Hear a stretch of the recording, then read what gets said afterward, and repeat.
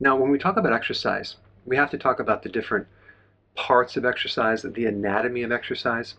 It's really simply composed of the duration, the intensity, the recovery, and the frequency. How many times you do the duration, intensity in a given workout, and then you can also talk about the frequency per week. And so there's different variables to exercise that create different effects.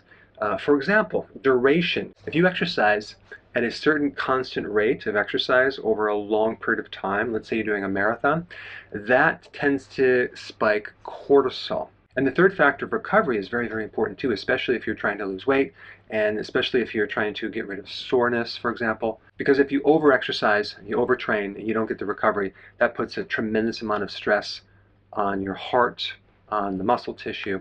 But today I want to talk about the importance of intensity. So number one, doing a workout that has a sufficient amount of intensity can increase your aerobic capacity. It increases more capacity to deliver oxygen to your muscles. And so more oxygen to the muscles is going to get rid of the lactic acid buildup. You'll have more endurance, and overall you're going to repair a lot better. All right, number two, there's a greater reduction in cardiovascular disease and premature death.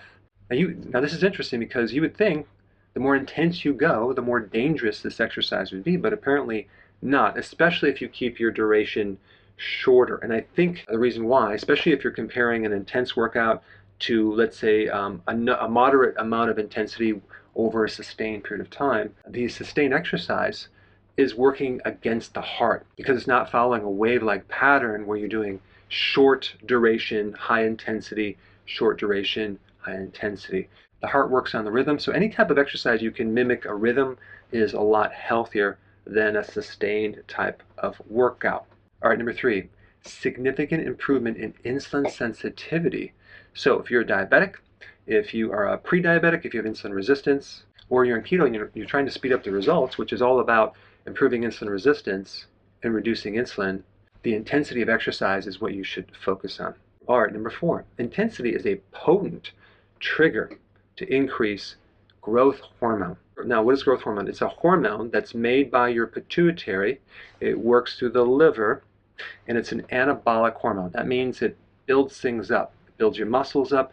It helps you make certain proteins other than muscle protein. It helps grow your bones. It helps grow your organs. And as you get older, it starts going down. So after the age of 50, it's very important to do some form of exercise that involves intensity with a lot of recovery. Also, growth hormone is all about calcium retention in the bone, fat burning, it's anti-aging, it helps your immune system, and it helps you convert T4 to T3, the active form of the thyroid hormone. Interesting.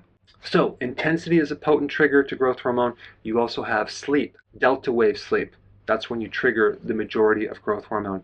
Also, having low blood glucose can help stimulate growth hormone. That's keto, right? Low carb. Vitamin B3, niacin can help stimulate growth hormone. Fasting is a potent trigger of growth hormone. Keeping your stress low will also help you enhance growth hormone because as soon as you increase cortisol from stress, you diminish your growth hormone. And of course, the last one, which I already mentioned, the intensity of exercise is a potent trigger for growth hormone.